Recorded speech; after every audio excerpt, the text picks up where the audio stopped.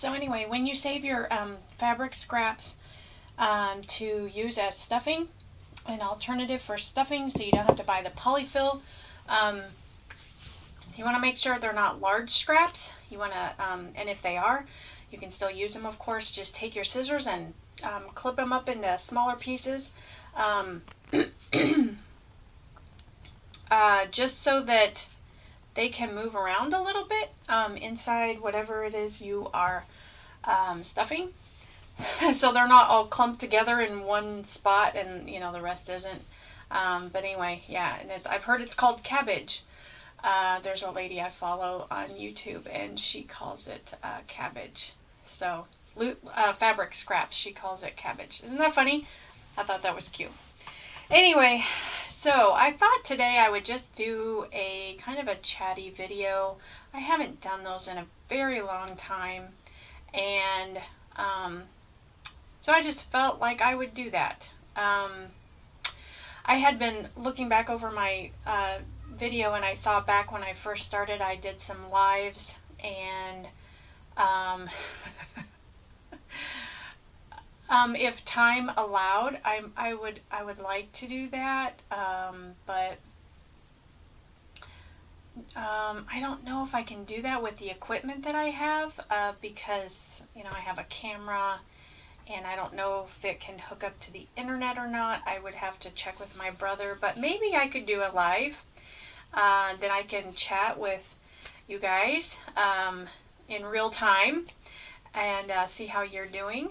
And because I don't get to talk to you guys as much. I really miss you guys.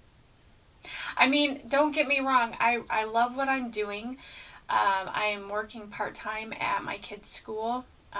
So 5 days a week in the afternoons, and then 2 days a week I go in the morning. So I work more of a full day on Tuesday, Thursday, but I really enjoy what I'm doing.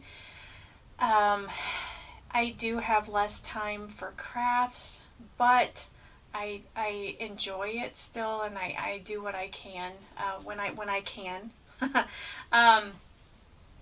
But anyway, I would love to catch up with you guys and see what you're doing, see how you're doing, and just kind of yeah, just chat. So I thought I would chat today. So I've got my big, huge cup of coffee. It's not full, of course. But anyway, I love this mug. This was a friend, a gift from a friend. And I'm over my cold. Praise the Lord. Oh my goodness, I am. If you suffered through that last video with me when I was coughing and had all that congestion, I am so sorry. Thank you for that, by the way. Yeah, lots of colds and viruses going around, and my family has had it, and we've had it at school, and it's just coughing and sneezing and blowing of the nose and not being able to sleep at night very well, and headaches, and anyway, it's just, I'm thankful that we are feeling better and a little bit back to normal. I wouldn't say I'm 100% yet, but I am definitely a lot better than I was. So I am thankful for that. We are on spring break this week, so I have a few things on my list that I want to get done. I don't know if it'll get done or not, but we'll try. So we're really busy. We're keeping busy, but I'm thankful for that. I am thankful for that. Kids are doing good in school. My son's working full time. My husband's still working. Let's see. I think we're going to try to move. I think we're trying to find a place kind of out in the country. Right now we live in the city, and it's just not ideal for kids growing up. We live near a busy street, so I think it would be ideal just to live out in the country where they can have more room to play, ride their bikes, and actually meet some kids. We don't have a lot of kids in our neighborhood. So anyway, that's something that we'll see what the Lord has in store for us. Be praying for that if you would, that He would guide and direct us and guide us to a house if that's what He wants us to have. Let's see what else has been going on. I've been sewing a lot recently. I've been making dolls and trying different things. As you know, I've been dyeing fabric. But more recently, I have been learning how to stain fabric. But I go ahead and put the doll together first and then stain it and then put it in the oven. And I will share that in a minute. But it gives the doll a weathered and worn look. So even though it's a brand new doll, it looks like it's like 100 years old, which I love because you know I love old stuff. So I have been doing that. Well, I'll just share her right now. So this is the first. Now I made a short video, and posted it. I don't know, last week or sometime.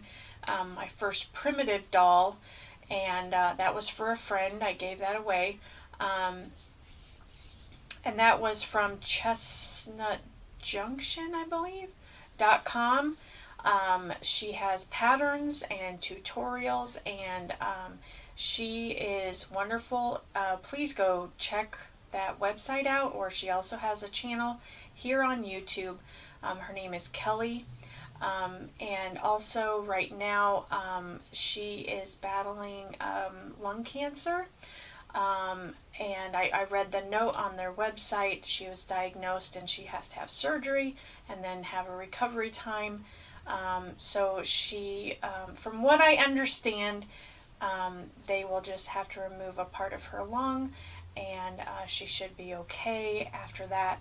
I have not heard anything else, but anyway, I'm just to show support for her and her husband, and I wanted to get on there. Her patterns are all the same price. They're $1.99 every single pattern. And she has dolls and animals and little stuffies and embroidery and anyway. And then she has tutorials on how to do everything. And that's how I learned how to make the primitive dolls, how to stain them, how to put them together, how to sew their clothes. I mean, she does a wonderful job. And anyway, so I would highly recommend her to you if you are wanting to learn that, if you're interested in that at all. So anyway, okay, so that's it. This pattern of doll was from Prims by Denise on Etsy, and she, I believe, was having a sale on her patterns. But this is a Prairie doll. So this is my very first Prairie doll, and I named her Rebecca, after my very good friend. And she is the biggest doll I've made. I'm not sure how tall she is from foot to head, but she is pretty big. So yeah, if we put her next to Margot, she's a pretty big doll. So yeah, and so these Prairie dolls did not have faces. These were most likely around the 1800s, and it was when I read up on this. When families were traveling by wagon to, across the United States, they didn't have a whole lot, and they couldn't take a lot with them. So a lot of dolls were made out of scraps of fabric, scraps of wood, whatever they had, scraps of string, whatever they had laying around.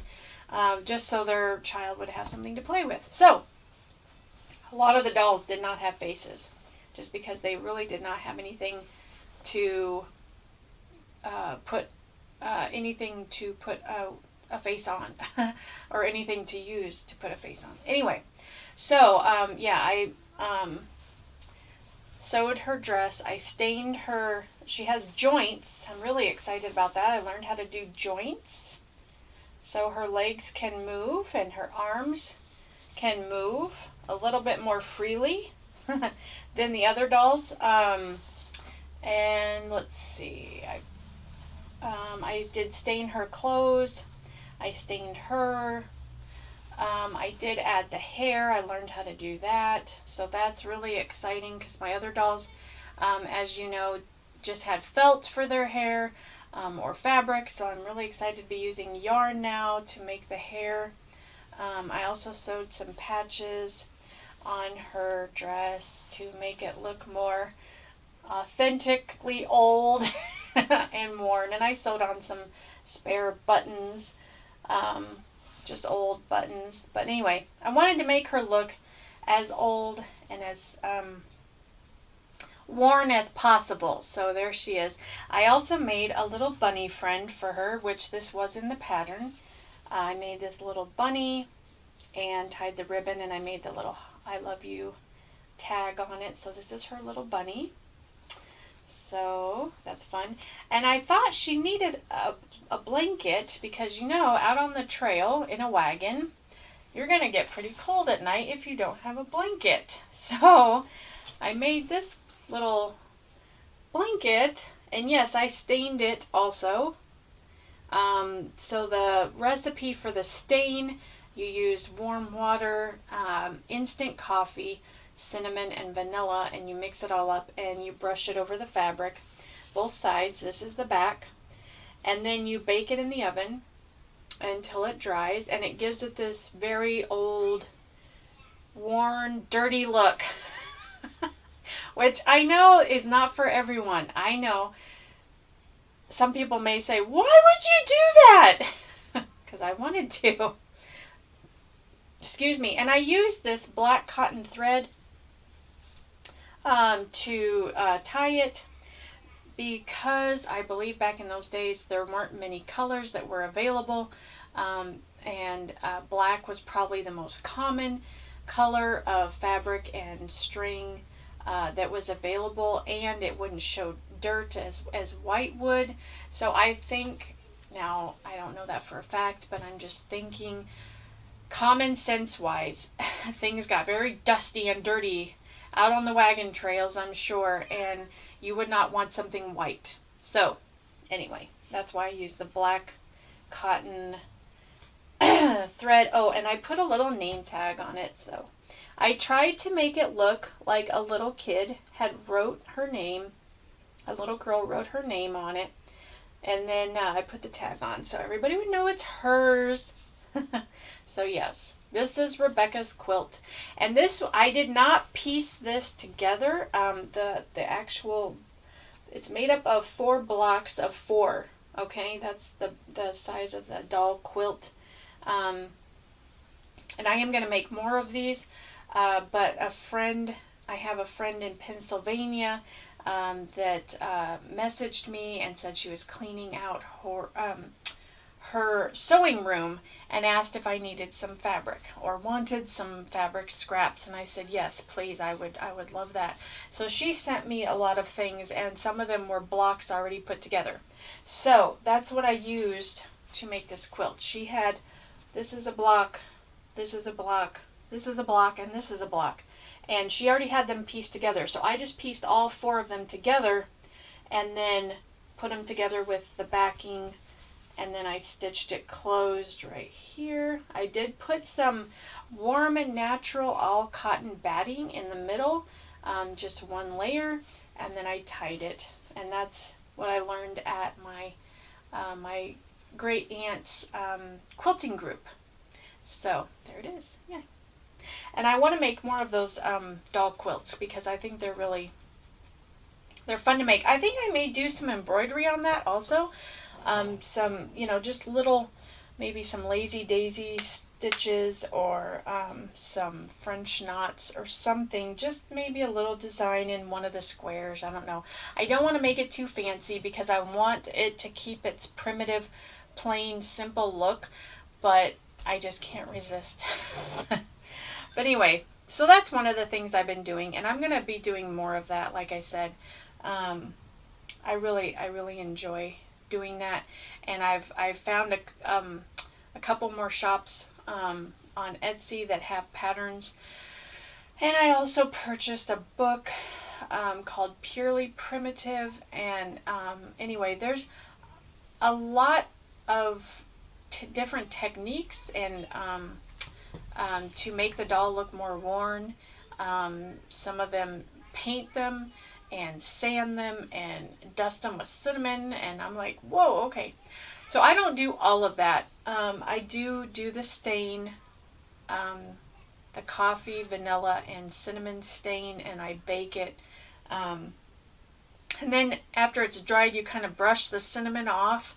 Some of it does stick to the fabric, but you brush whatever's loose off. And I do stain the clothing.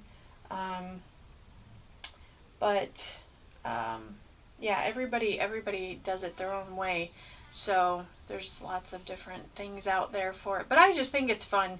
And you feel like you're holding an antique, you know, even though it's not really an antique, you feel like you're holding an antique, like a piece of history. And I've heard that these are very hard to find, like real Prairie dolls. They're very hard to find, and if you do find them, they're extremely expensive, just because they're so rare, and they're probably highly sought after. So anyway, I'm making them. Oh, and also labeling them.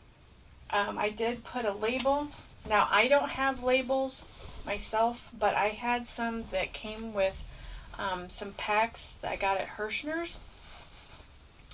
You know, if you order, oh, it may be too high up.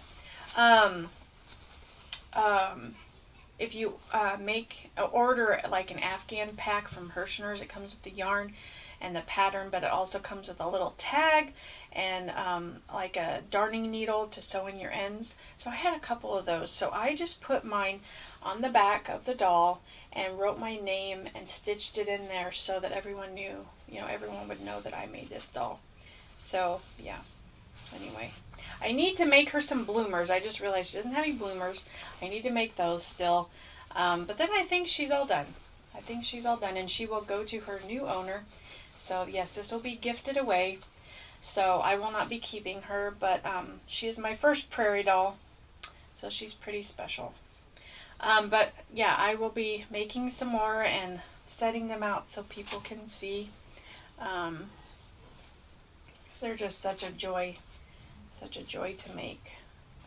So anyway, other than that, oh, I've been learning some sign language. In fact, let me see if I can see CRAFT.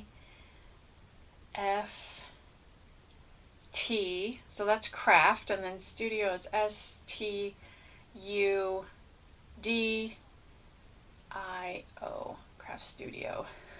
And my name is ABBY, Abby. So yes, I've been learning some sign language and teaching that at the school.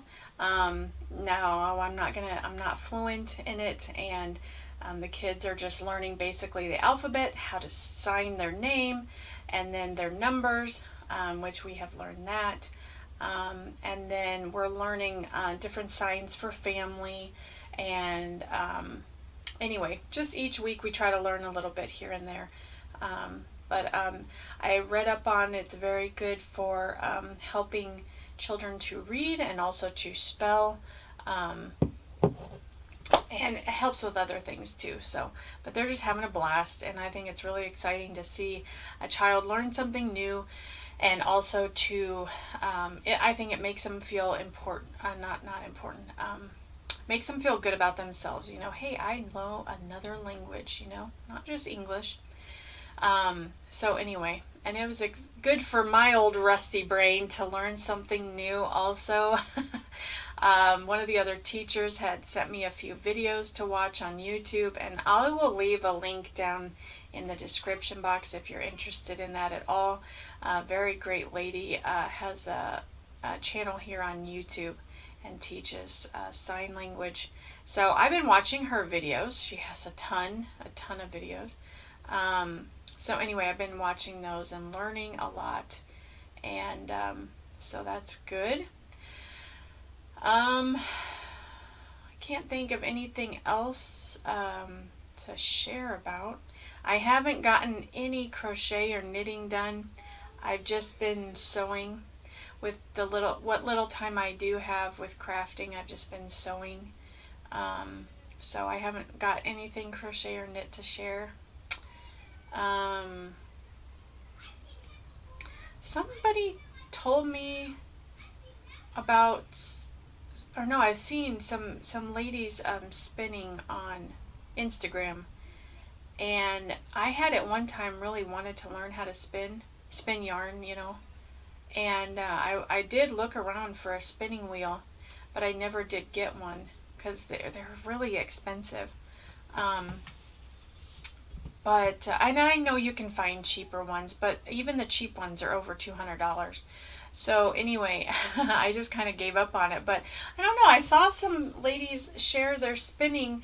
I think it was Davina, yes, from Little Workroom Crafts. She spins, and she shared what she had been working on. And then I follow another lady, and I can't remember her name at this moment. But anyway, she shares, and I just think it's so beautiful. So that might be something I would like to learn next, is how to spin yarn. But yeah, I don't know when I would... when in the world I would find the time for that, but I think that would be fun. So anyway, I don't know if there's anything else to share about. I really need to wash my crochet socks. I noticed that I hadn't done that at all this winter. They've been sitting in a bag because they were dirty. I was like, I need to wash these. I haven't washed them. They're sitting in a bag. So that's quite a long process. I have to put them in the warm water with the soap, and it's called Love, Home, and Planet. More Power, Less Bottle. And I found this on clearance for like $1 or $2. Ultra concentrated laundry detergent, lavender and argan oil. That's what it is. So you just need a little bit, and this is what I use with some warm water, of course, and it smells divine. Oh my goodness. I may wash my socks today. Anyway, so I just put them in kind of like a big tub. I don't remember how many pairs of socks I have. I have not made any crochet socks. I would like to, but I have not made any recently.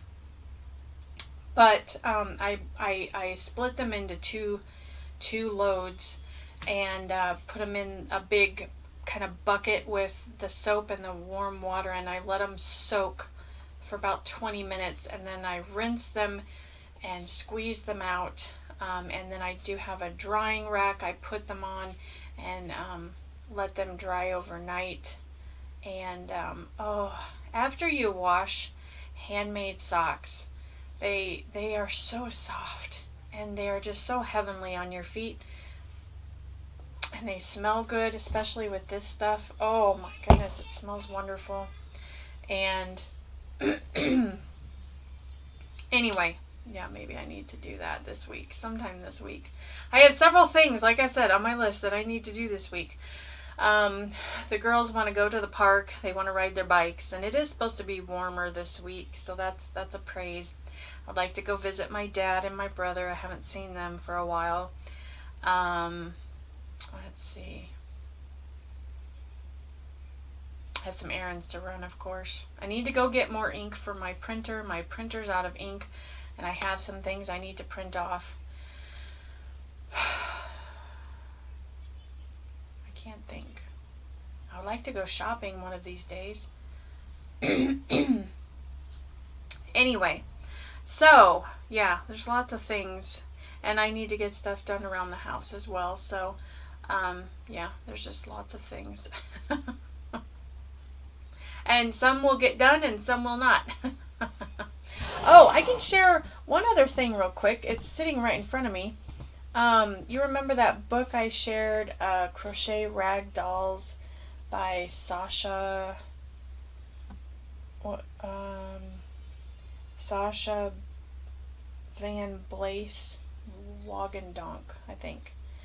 I purchased her book at Michael's, and it's rag dolls, crochet rag dolls, and they're just wonderful. I love them.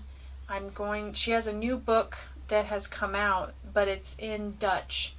So I messaged her and I said, when is it coming out in English? Because I really want it.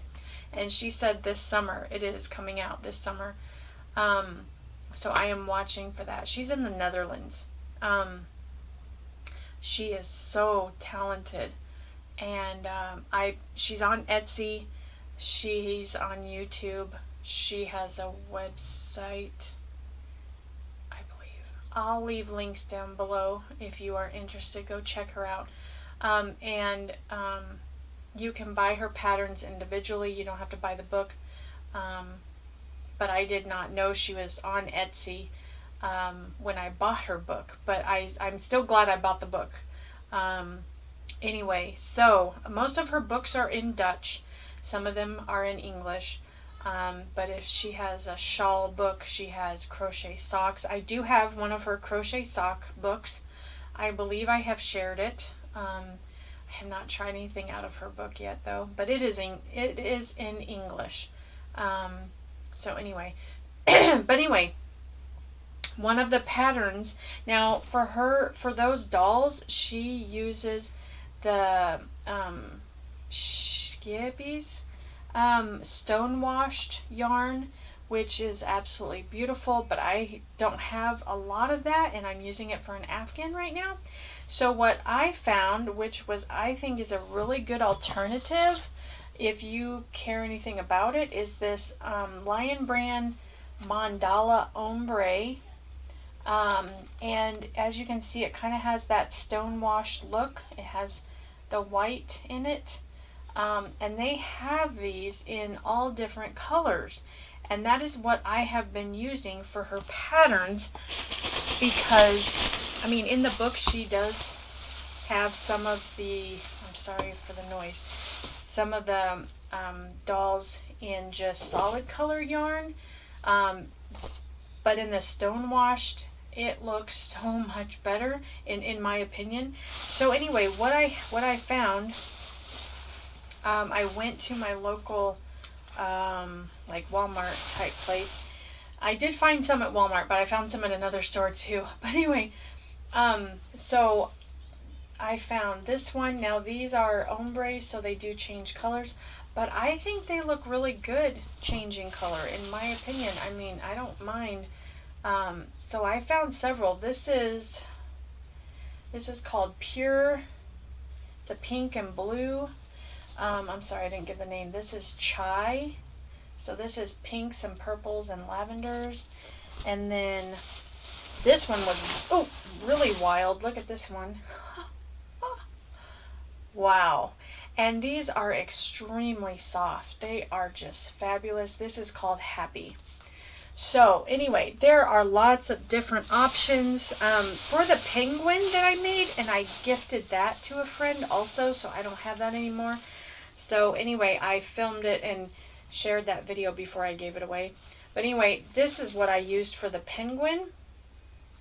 It is gray and black and white. And this is called Cool. So that is what I used for the penguin. So yeah, there's lots of different options. Here's a blue one. It's a really color blue. Really pretty. different shades of blue. This one is called Harmony. So I am using these to make the dolls, and I really like them. Like I said, they are very, very soft and work up really nice, and I love how it looks. So anyway, I am working on a dragon right now. So here's the body. That's the body. Here's the tail. Here's the two legs. It's been laying here undone. Here's the two legs. Look at those little feet. Aren't they cute? Oh, do, do, do, do, do. And then here's the two arms. And I'm going to stuff these just a little bit. Not a whole lot, but I do stuff them a little bit. And I'm working on the head. Let me see if I can. Oh, the head's almost done. Yeah. I need to actually pull this out and work on it again. But there's the head. It's going to be a pretty big head. Oh, that was the other thing. So she uses a DK weight yarn. And I'm getting really close on time. I just noticed. She uses a DK weight yarn and a size 3 hook, I believe. For these, because the mandala ombres are a number 4 weight of yarn, I think they are. Yes, they're a 4. So of course, my dolls will come out larger than the pattern says, but also I'm using a 4mm hook instead of the 3. So, and that's fine with me. If you want them smaller, you can go smaller. Even still, you could go down to like a fingering weight if you wanted, or a sport weight number 2, and go down a hook size. You would just make them smaller. But anyway, so that's what I did. So anyway, maybe I'll have this done next time and I can share about it. Oh, we'll see. Okay, I better go, guys. Thank you so much for watching. It's good to see you, good to talk to you. Hope you're doing well. God bless. Take care. I will see you in the next video.